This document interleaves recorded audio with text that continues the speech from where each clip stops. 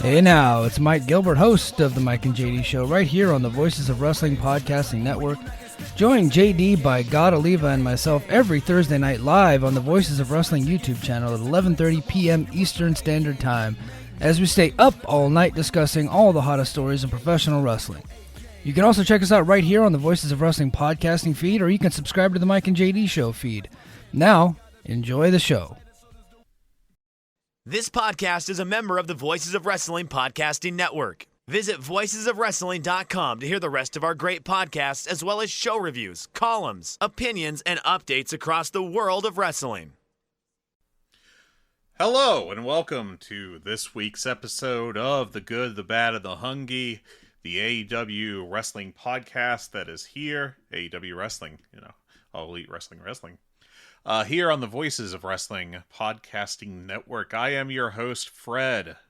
There is no Tyler this week because he has to report on names being announced by the Vikings for players who will help them not win a Super Bowl ever, because that is the cursed life Vikings fans are stuck with. And so you might be thinking, Fred, what AEW have you watched in this past week, and what thoughts do you have? And I would have to respond, none and none. However, I did watch wrestling this week. I watched a lot of wrestling. Some would say too much wrestling. I covered 5 shows from the WrestleMania weekend and wrote show reviews for those and posted them on thevoicesofwrestling.com. You can check those out. If I was prepared, I would have been smart and have that list ready for you. And it is slowly pulling up. I am great. Everything's fine. I'm wonderful. Very good at what I do. You definitely don't hear me slamming my mouse around or anything like that. This is professional. So I wrote up reviews of DGUSA The Rebirth, Defy Living Proof, West Coast Pro Vegas Vacation, Marvelous Vegas, and Dragon Gate USA / Pro Wrestling Revolution, The Gate of Revolution. Those 5 shows. I don't know if anyone else on the entire internet actually wrote reviews for those. I know Joe and Rich talked about them behind their paywall for the flagship, but just putting it out there, it might have just been me. But if you're familiar with my work, and goodness, why wouldn't you be? You'll know that every year, I also do a poll of the writers for the site of their favorite matches from WrestleMania weekend.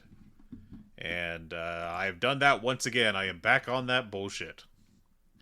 So I have reviewed 77 matches, or rated 77 matches. Not all of them have full reviews from me, because after about match number 30, the 3.5s and the 2.75 start to blend together a little bit. But this is what I'm going to do for you today is, who needs reading when I can read the article I wrote to you? So barring major changes from Rich in editorial or something, this should be the final version of the article I wrote about the Voices of Wrestling staff poll for the best matches and show of the year for WrestleMania weekend. So here's the article, and then after I read you the article, I will share you some more thoughts that I have about the weekend. And that'll allow me to just kind of rant about various things I came across during this week. So, here we go. This is the 4th year of the Voices of Wrestling staff poll for the best matches and shows of that year's WrestleMania weekend.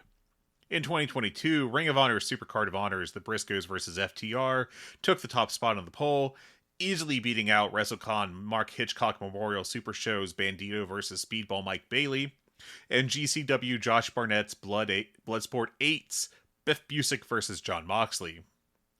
In 2023, WrestleMania Sundays, Drew McIntyre versus Gunther versus Sheamus bout for the Intercontinental Championship edged out Ring of Honor Supercard of Honors Eddie Kingston versus Claudio Castagnoli for the Ring of Honor World Championship, and Commander versus El Hijo del Vikingo for the AAA Mega Championship. And in 2024, Action Wrestling's Demas versus Mad Dog Conley's Dog Collar match took first place. This was followed by Mark Briscoe versus Eddie Kingston and Kyle Fletcher versus Lee Johnson, both at ROH Supercard of Honor. We also debuted the Best Show poll in 2024, with Action Wrestling's Dean taking home the win. ETU versus Dragon Gate Unlock the Unexpected took second. This year, there was no Supercard of Honor, and there was no Action Dean yet. How will the polling reflect these shifts in the scene? The rules are the same as before. The match or show must take place in or near the city hosting WrestleMania. This year's WrestleMania weekend ran from Tuesday, April 15th's Micromania Midget Wrestling Las Vegas through the April 22nd's episode of NXT. Voters voted for their top 3 shows of the weekend, which received points on a 5-3-1 basis, and their top 10 matches of the weekend, which received points on a 14-9-8-7-6-5-4-3-2-1 basis. 6 voters submitted ballots. One of this year's voters only voted for 7 matches and no shows. Show of the weekend. The best show of WrestleMania weekend 2024. Only one show appeared on all 4 ballots. Honorable mentions. GCW Joey Janela Spring Break Clusterfuck Forever 2025 received 1 point. Progress Chapter 179 Progress Las Vegas received 3 points. Tokyo Joshi Pro Wrestling's Live in Las Vegas received 3 points. And GCW Joey Janela's Spring Break 9 received 4 points.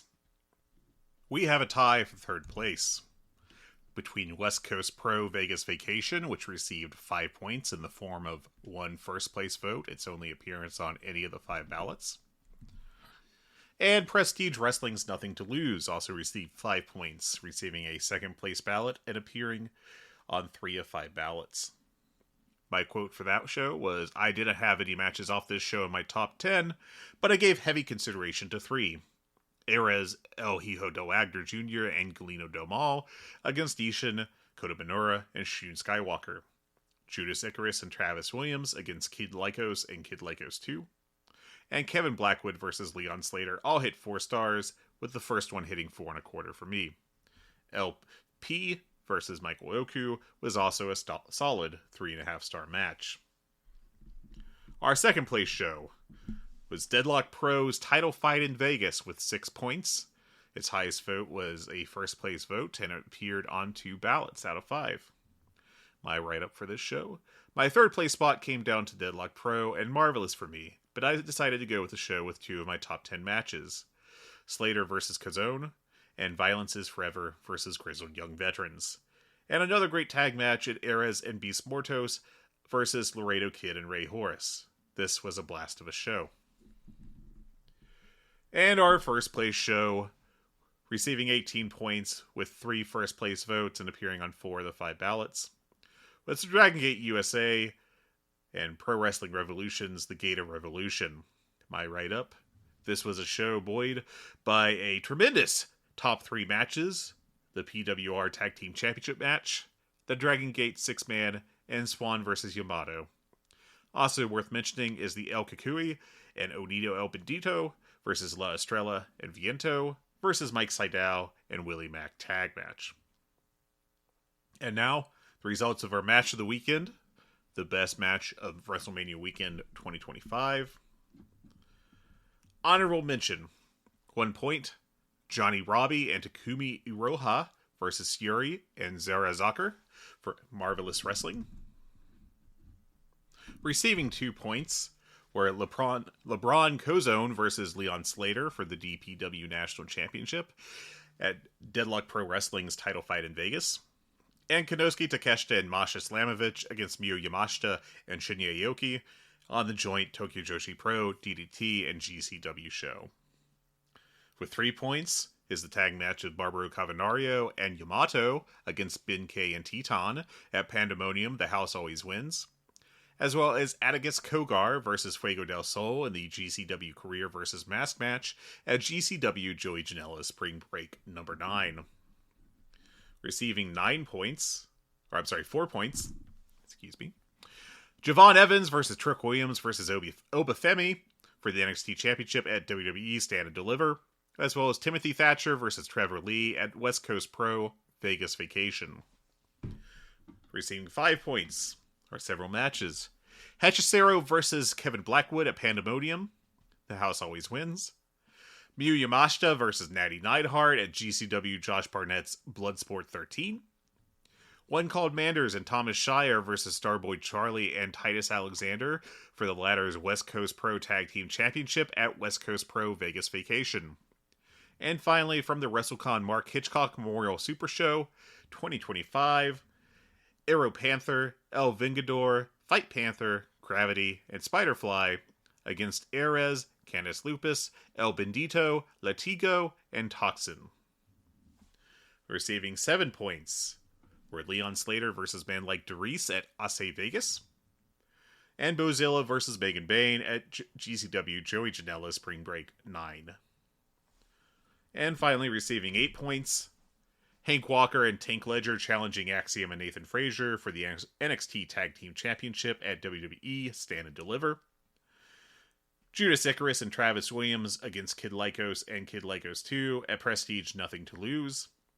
Aja Kong versus Sinka Akatsuki at Marvelous Wrestling.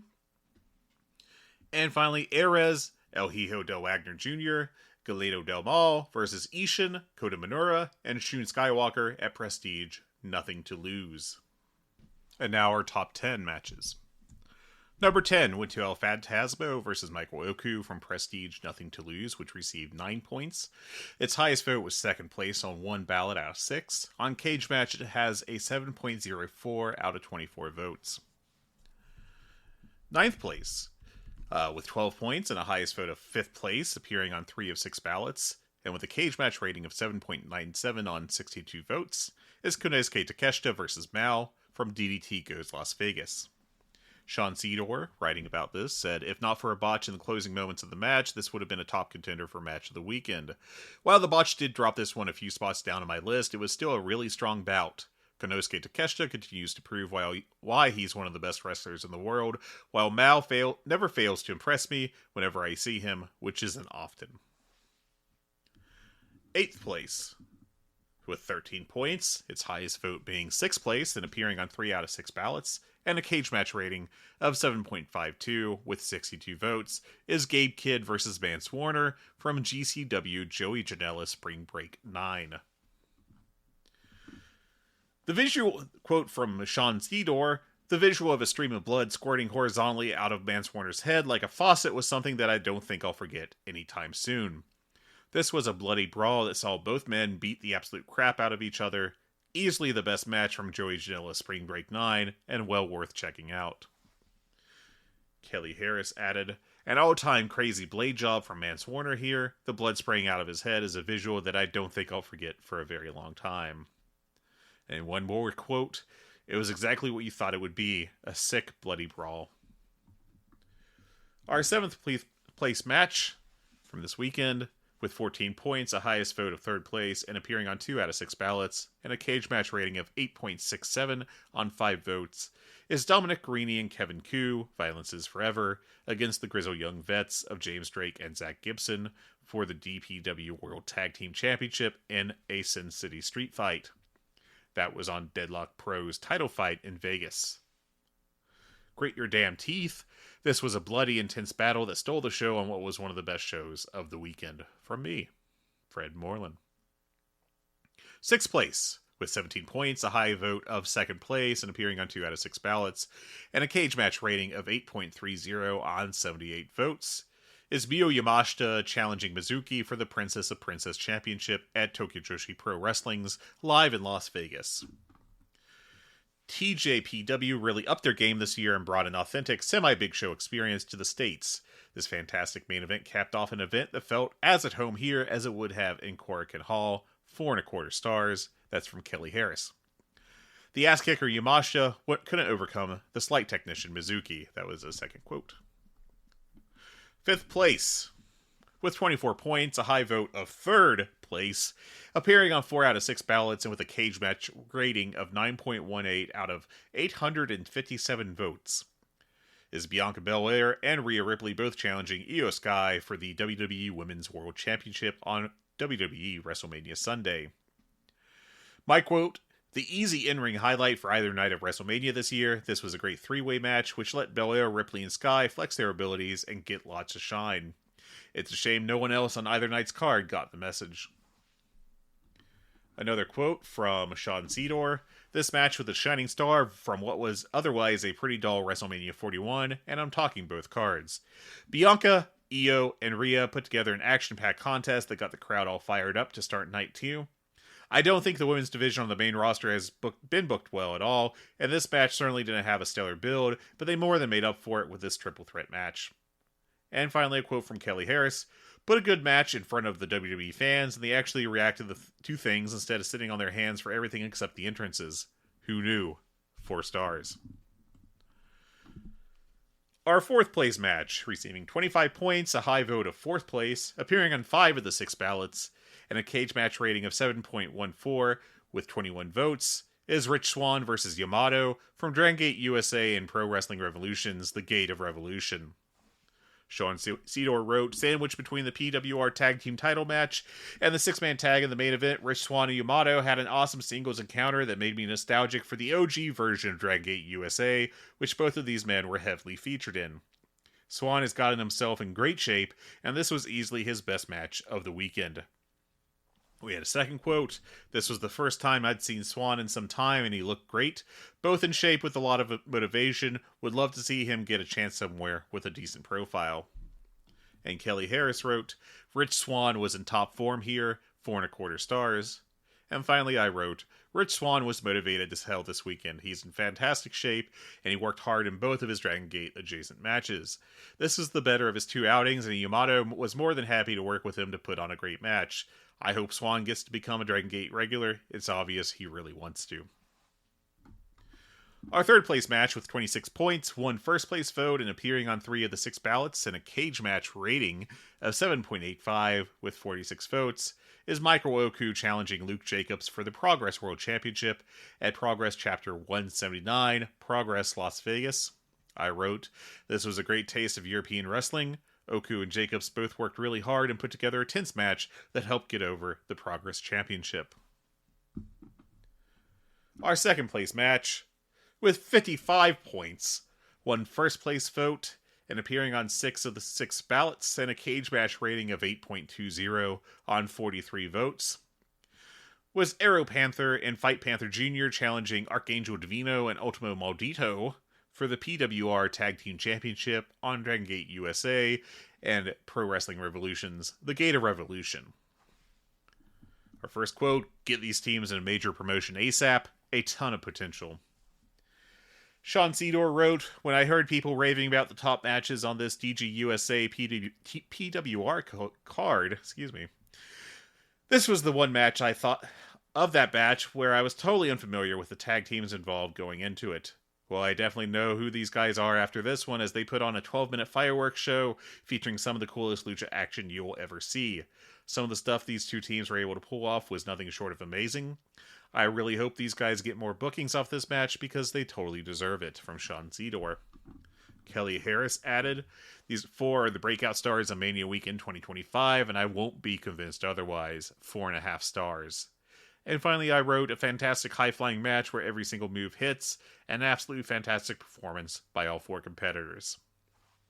And this leaves our 1st place match, which received 68 points, 4 1st place votes. It appeared on all 6 ballots and has a cage match rating of 8.04 on 44 votes. Also from Dragon Gate USA versus Pro Wrestling Revolution's The Gate of Revolution, this is Ben K, Yo, and KZ against Ishin, Kota Minoura, and Shun Skywalker. Kelly Harris wrote, "This past WrestleMania weekend saw the resurrection of Dragon Gate USA, and while there were certainly some really good matches on DG USA's standalone show on Wednesday, it was their joint show with PWR on Friday that put forth some incredible action. Headlining that card, it was a six-man tag that, when the dust settled, proved to be nothing short of an instant classic, and easily the match of the weekend. If you somehow haven't seen this match yet, you need to change that."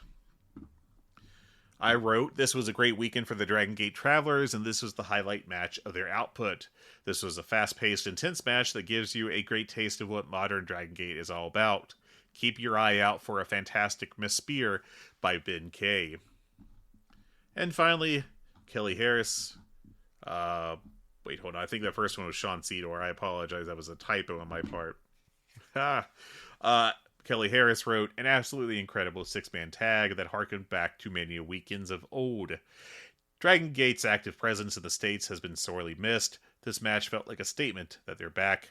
4.5 stars. And that concludes the article I wrote. So I hope everyone enjoyed that. Feel free to check out the text version on Voices of Wrestling. I am now going to add some more thoughts of mine. As I mentioned, I reviewed several matches for this, and I'm just going to go through them show by show for the weekend. So we started with Dragon Gate USA's The Rebirth. I reviewed that entire show. I think let's see here. I thought the Stardom match on that, Izumi and Starlight Kid against Konami and Natsuko Tora, was a little disappointing. It was filled with that hate nonsense, basically Stardom's version of House of Torture. Wasn't super into it, and that's a shame because I really like Izumi and Starlight Kid. But I will say that there were 3 very good matches on this that are worth your time if you get a chance. Ben Kay and Yo, and Rich Swann and Willie Mack, and Alec Price and Jimmy Lloyd had a 3-way tag team match that I thought was pretty good. I gave it 3.5 stars. We also had KZ versus Marcus Mathers. I would have liked to have seen more Marcus Mathers this weekend, but it seemed like he was either off in the ID area, which I did not watch, and didn't really hear anything great out of. But I thought this was a good match. He had a good showing in it. KZ's very good. I gave that 3 3/4 stars. And I also gave 3 3/4 stars to this show's 6-man tag of the Z-Brats, Yishin, Kota Minoura, and Shun Skywalker against Yamato, and the Paradox pairing of Dragon Kid and Susumu Yokosuka. Again, I thought that was very good. 3 3/4 stars. Worth your time if you can check it out.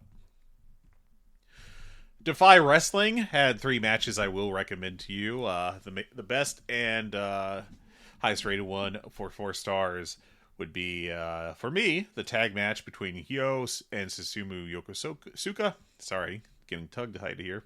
Kid Lycos and Kid Lycos 2, and Judas Icarius, against Judas Icarius and Travis Williams, Sinner and Saint, who were the Defy Tag Team Champions. Also, at 3.5 stars on the show were a couple pretty fun matches. El Phantasmo, Man Like Doris against Clark Connors in a triple threat for the Defy World Championship. Sorry, Joe, those are interchangeable to me. A 3-way match. I was a little disappointed given who was in it, but, sometimes when you travel, it's, one of those things. But I still thought it was good. I also thought Kenta against Mance Warner was good. Honestly, a little pleasantly surprised by that one. But yeah, I like that. It was a good showing by Kenta, more motivated than I had previously seen him in Defy, so that was good to see. I didn't watch all of Josh Barnett's Bloodsport, but there were 3 matches I watched and rated rather well. Starting with Jonathan Gresham against Zack Sabre Jr. I liked that match. I know it seems like some people are kind of just completely burnt out on the Bloodsport concept, and I get that. But I still think these two had a good showing. I thought it was a really good technical match. I liked how they worked in the overtime aspect of it. And I gave it 4 1/4 stars. I also gave 4 stars to Charlie Dempsey versus Shinya Aoki. I thought this was another good grappling match. I thought both guys worked really well, and I enjoyed it. And one I gave 3 3/4 stars, and would have given more if it weren't for a flat finish, was Miyu Yamashita and Natty Neidhart. Natalia/Natty has been just kind of consigned to like the basement of WWE's women's division, But, it's kind of sad because I think she could have really had a career where she put on some very good matches on a regular basis and just wasn't given that opportunity. And we got to see a little bit of it here.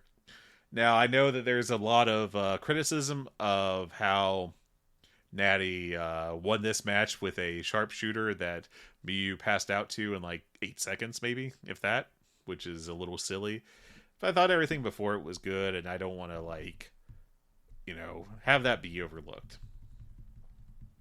The Marvelous Show, which was just called Marvelous as far as I can tell. Much like pretty much all their shows. That's interesting. We did have a men's match on the show. It is primarily a Joshi promotion, but they do occasionally have men's matches, and here they had a men's match. I had it 3.5 stars. It was pretty fun. It was Alan Angels, JAC, and Kevin Blackwood against Starboy Charlie, Titus Alexander, and Vinny Massaro. I thought Blackwood, Charlie, and Alexander had good nights in particular, and I liked that match pretty well. 3 3/4 stars, I had a tag match, Johnny Robbie and Takumi Iroha against Yori and Zara Zucker. A very solid outing for everyone. I thought, Sayuri and Iroha did well, as I would expect, but I was impressed by both, especially Robbie and Zucker as well.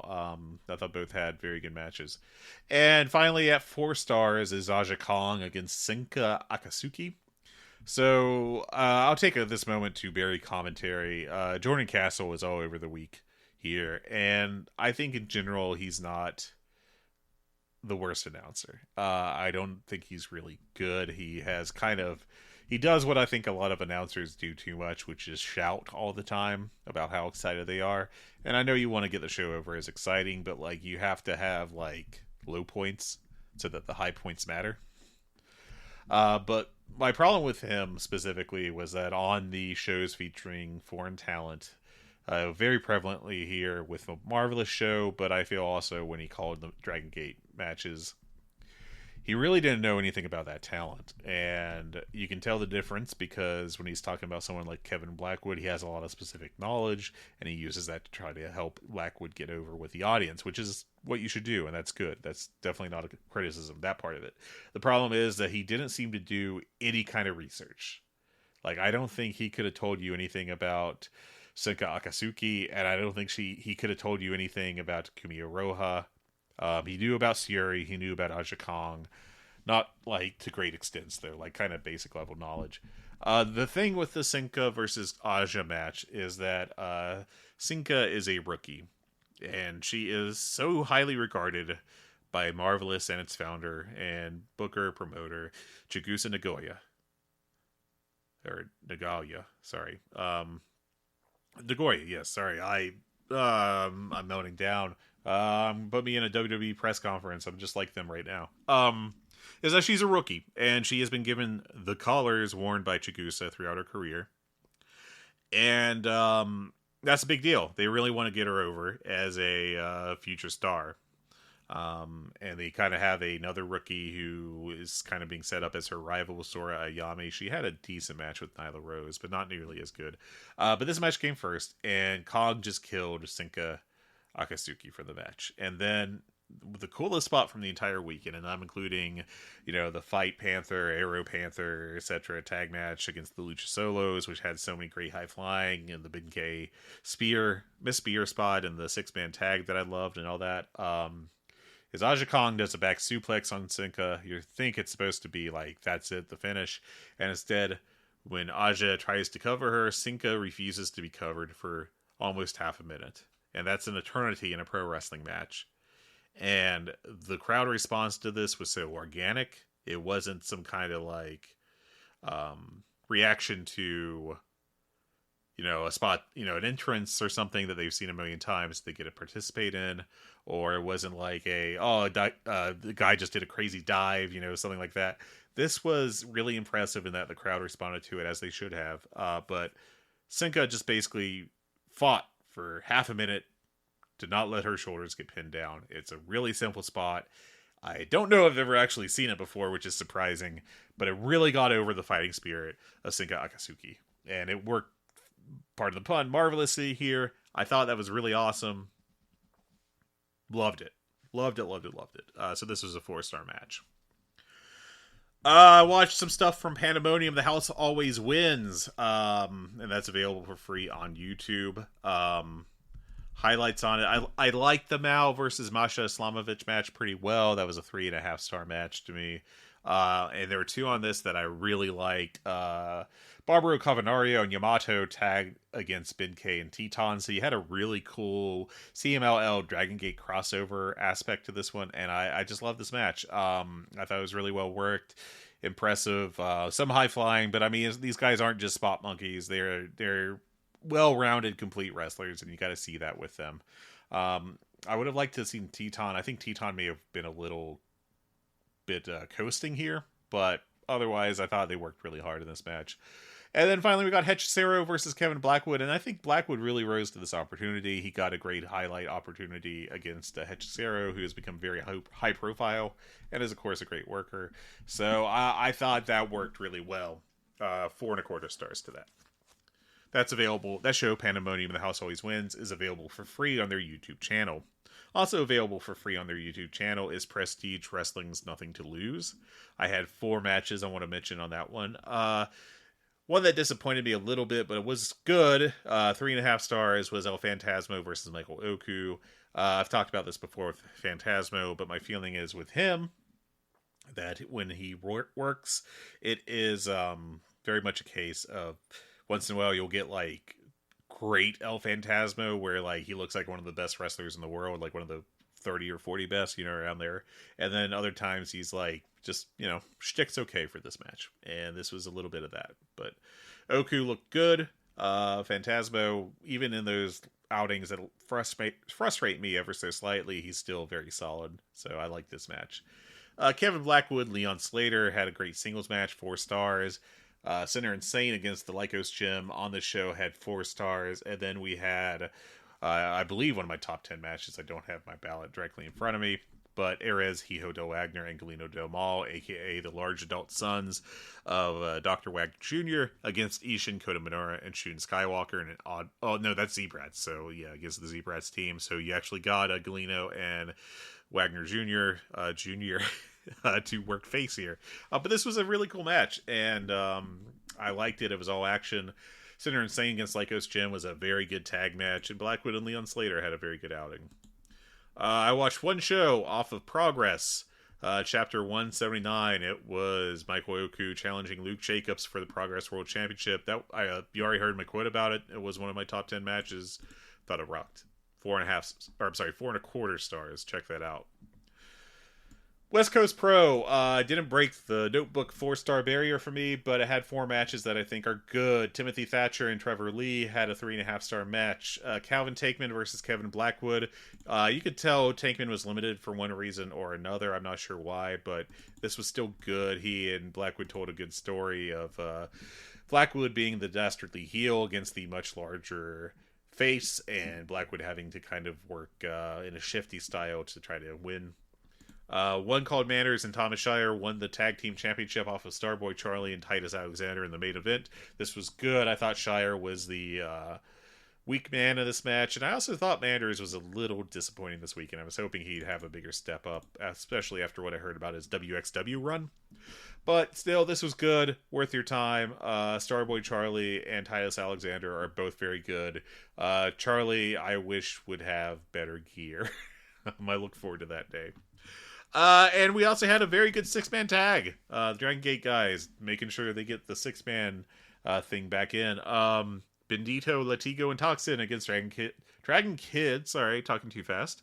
KZ and Yamato. I thought this was another very solid match. 3.75 stars. Once more, worth your time. Let's be negative for a little bit, y'all. So, we had the Mark Hitchcock Memorial show held by WrestleCon, or the Super Show. I think they may need to check that. They had a very good opener, 3.5 stars, of basically a 10-man lucha all-star match. Very enjoyable, good high flying throughout. That was Team Gravity against Team... I can't remember if that was Latigo or Ares that named it, but you know what? I'm going to say it was Team Ares Latigo, both of them. Watch it be like Toxin or Bendito. And then 2 of the worst matches I've seen in quite a while. One of the worst I've ever seen in particular. Now, I was thinking about this because on the flagship, Rich and Joe talked about these two matches, and they said that Maki Ito against Mickie James was the worst match against Butterbean and Minoru Suzuki, and I would disagree. But, I was thinking about this, and there's a quote from Leo Tolstoy's Anna Karenina novel, which goes, "All happy families are alike.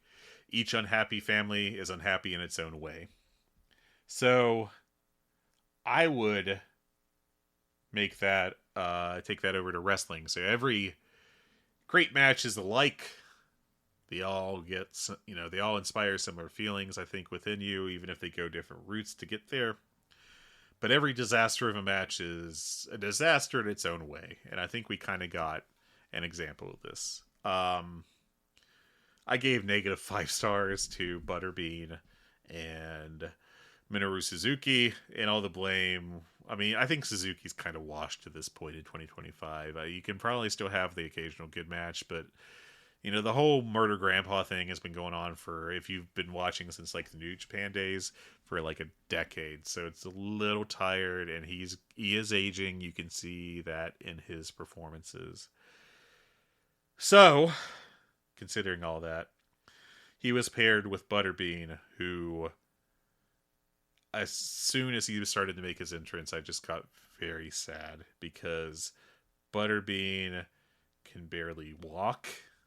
I'm not talking like, oh, he can't move in the sense that like he's not capable of looking good in a wrestling match. I mean, he can't move in that I am concerned about his safety if his house is not a ranch style one floor deal.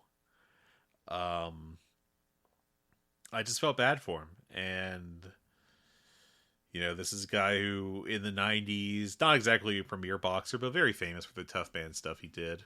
And, he was about the same size then, but obviously he was younger and in general better shape and health. And this match was, I'm not going to give a full review here. It was just very sad. And I felt very sad watching it. And I felt very sad that it had been booked and that Butterbean had felt the need to go through with it. I assume for some money. I don't know how much the inspiration of money versus wanting to do it, weighed for him. But it was just sad. And on the other hand, we had Mickie James versus Maki Ito, which I gave 1/4 star because they did a few moves competently. They didn't do very many moves, though, because Mickie James, who proverbially was high on her own supply, they started with like some very basic wrestling early. And then, Maki Ito, I will say that I think she has some good outings in tag matches in Tokyo Joshi Pro in Japan, but when she comes to the States, I would argue that she's just fully shtick. There's no desire to have a great match there. She doesn't need to. Why should she when she can get pops and reactions by just doing the, kawaii failed, J-pop star thing, with the vamping and everything. But Mickie James grabbed the mic, stopped the match, decided to bury Dave Meltzer for some reason, which was very odd. Talked about how he never respected her career. I don't know. Like, I think she complained about never getting a 5-star match, and like, I know we can kind of joke about how easy it is in 2025 to get 5-star matches from Dave Meltzer, but it's obviously he likes the move to more athletic matches across the board, right? You can disagree with him, say it's too easy, but still, the 5-star matches he's generally giving out are almost always ones that I have at like 4.5 stars or something, if not better, if I don't outright agree with him. James wasn't a bad worker, but it's not like she was ever in a position to have like a real all-time classic, without revisionism of like the Trish Stratus feud or something in TNA, but good worker. So it was just very odd. And then Maki Ito did a singing thing where Maki Ito sang rather badly out of tune, I feel like. And then Mickie James started singing, and she obviously had an idea that she was going to take hardcore country, her theme song that she sings, and turn it into like a a trashing of Ito for, I don't know, for heel heat or what, but it didn't work, and she forgot the words, and did a terrible job. And then they did some not great wrestling, and then the match was over, and the crowd turned on James. I wonder if in part because it wasn't really turning, but they just preferred Maki Ito, or didn't like that she was insulting Ito, who they liked. It was a GCW crowd who were obviously very pro Maki Ito. But this was a weird thing that happened. It wasn't good, and 1/4 star. I want to speed this up a little bit. Let's see. DDT goes Las Vegas. I only watched Takeshita versus Mao. It was good, but not nearly as good as I had hoped. 3 3/4 stars. Gate of Revolution. I've already talked a lot about this one. In fact, I gave you my exact 4 matches I recommend. El Cucuy and O'Neal Bendito, Estrella and Viento, and Mike Seidel and Willie Mack got 3.5 stars from me. Swan versus Yamato, 4 1/4, and both the Dragon Gate 6-man and the Tag Team Championship with the Panthers versus Lucha Solos for 4.5 stars each. That I really was impressed by that Lucha Tag. They did fantastic high flying, and every single spot looked great, so that was very cool. Deadlock Pro, I watched 3 matches, all of them notebook level or higher. Ares and Beast Mortos against Laredo Kid and Ray Horus. Very good match, 4 stars. We had Leon Slater challenging LeBron Cazone for the DPW National Championship. I think I messed that up earlier. You'll probably see that on the website, and then you can make fun of me on the Discord or something. But 4.25 stars to that, and then the tag match, Street Fight Tag Championship match, I thought was fantastic. GCW, Joey Janela Spring Break. Atticus Cogar, Fuego del Sol. I've always liked Fuego del Sol. I've always thought he's a pretty good worker. I thought this was a good, emotional, bloody match. 4 stars. Good outing. I do hope Fuego del Sol wrestles more, and I hope he gets a bigger opportunity somewhere. I thought he really acquitted himself well here. Bozilla Megan Bain was a pretty good hoss-off for women, for a women's match, or a women's match that was a pretty good hoss-off. That's how I want to phrase it. It's not a demeaning of it as a women's wrestling match. 3 3/4 stars. Gabe Kidd versus Mance Warner. Good, not nearly as good as I had hoped, because I think Gabe Kidd's been having a fantastic year for the most part in his big matches. 3.5 stars. Pretty good brawl. But Mance Warner bleeding everywhere. One of the craziest blade jobs I've ever seen, with the blood literally just going like a garden hose out of his head. Absolutely disgusting. Impressive, but disgusting. New Texas Pro, Texas Hold'em. Only watched 1 match, which was Brian Keith, Luke Jacobs. Really good. Check that out. That felt like a fight. 4 1/4 stars. Tokyo Joshi Pro, live in Las Vegas. Only saw 2 matches on this that I will tell you about. Miyu Watanabe and Masha Slamovich had a very good 4-star match. I thought this was Masha's best outing, and Watanabe, I think, has been slept on since like last year when she got the Princess title and kind of had a run on top of the company. Miyu Yamashita and Mizuki, best match of the show. This was for the Princess Championship. Very good stuff. 4 1/4 stars. Ah, goodness. I have switched off the thing I'm supposed to be reading from. God bless. Okay, here we are. Effie's Big Gay Brunch, of course, a GCW show. Nothing great on it, but 2 surprisingly good matches. Zack Sabre Jr. against Kid Bandit. Obviously not a surprise, given Zack, but I thought Kid Bandit did well as the face in peril. She still has issues connecting, I think, with strikes to make them look good. That's a big hole in her game. But I still like this, and I thought she did well selling. She got very good sympathy from the crowd. Obviously, it's a crowd that's very partisan towards her, wants her to do well. But I thought she acquitted herself well. So 3 3/4 stars. Speaking of people acquitting themselves well, Abaddon and Sonny Kiss had a match. It might not sound good on paper. It was actually pretty good. I recommend checking this out if you haven't seen either of them in a while, since they're AEW exits. Both have improved. It was not a perfect match. I remember there was a big botch down the home stretch, and, there were a couple holes in it at points, but, they worked really hard, and it was sloppy in that way that I talk about praisingly, where, at least it looks, intense. Even if the move doesn't look perfect, it looks like they're trying really hard. I like this. big ups to both of them for for doing great jobs. I thought Abaddon in particular, really impressed. So want to put them over strongly here, 3 3/4 stars. That's how I watched off that show. I didn't have anything off of the Tokyo Joshi Pro DDT GCW show that really stuck out strongly to me. Like the Takeshita Slamovich Yamashita Aoki tag disappointed me. I wanted more. It just felt like kind of, we're here, but we're not trying particularly hard. So it was disappointing in that sense. 3 1/4 stars. TNA's Unbreakable. I watched one match off of that. Mance Warner, Sami Callihan, Barbed Wire Massacre. I mean, look, I don't know what you expected here, but they did work hard. I mean, if you didn't expect anything but a bloody mess, But this was good. I thought this was really intense. They worked really hard. And came away, again, I like Mance Warner as a brawler. Sami Callihan will do what he has to get over these matches. He reminds me of like late stage Mick Foley at this point. In the good and the bad ways. Hope he's doing all right health-wise. Both of 3 3/4 stars. Stand and Deliver for WWE. Best WWE show of the weekend in terms of match quality. Again, I jumped around with all these, but I can tell you that I had a 3.5 star match here with the women's 4-way. Julia, Jada Parker, Jordan Grace, Stephanie Vakir. Would have been better if it was just a singles match involving some of those people, obviously. And you know what WWE likes to do with their multi-man singles matches. But this was fun. Fun enough to be 3.5 stars.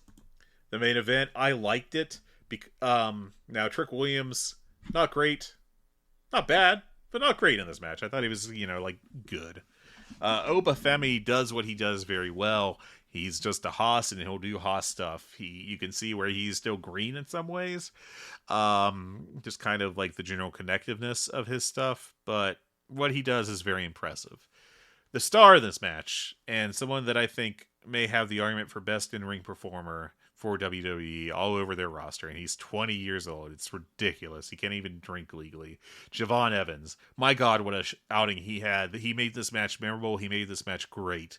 If you want to see like a one-man performance, and that's I don't want to like insult Trick and Oba that much. They didn't do bad, but like, my God, Javon Evans, whew, that was great. 4.25 stars. Tag match, NXT Tag Team Championship, Axiom and Nathan Frazier. We already know they're great. They had a great 2024. That's continued so far this year from what I've seen. This is their best match in quite a while. I've literally never seen Hank Walker and Tink Ledger before in my entire life, I swear. If I have, I've completely forgotten it. But those two, look, I don't think they're great workers by any stretch, but they worked hard. And that counts. It counts for a lot, frankly, in my opinion. They had a good outing, a great outing, I'll say. One of them, and I forget which one, and I'm sorry for it because it was so impressive, but one of them did a spot where they missed a tope because I think it was Frazier on the outside. Apologies if I'm wrong on that minor detail. But they missed it and landed on one of the announce desks, and my God, it looked like they died. It was a awesome spot, really impressive stuff. Check this match out when you can. Easily the best WWE thing this weekend, I think. WrestleMania Saturday, one match that I watched. If you want to be sports entertained, this is a 3 3 star sports entertainment match. It was actually pretty good until they got to all the drama at the end, which, connects with their fans and didn't connect for me. 3 3/4 stars to CM Punk, Roman Reigns, and Seth Rollins. It was fun. Dumb, but fun. I liked it. Can't complain. WrestleMania Sunday. I've already talked about the women's 3-way triple threat match. Great match, 4.5 stars. Check it out. A must see. Those three all deserve better. They should be like legit top stars. Damian Priest, Drew McIntyre in a street fight. Good. It was a good fight. Good brawl. 3.5 stars. I'm not going to waste a lot of time of it.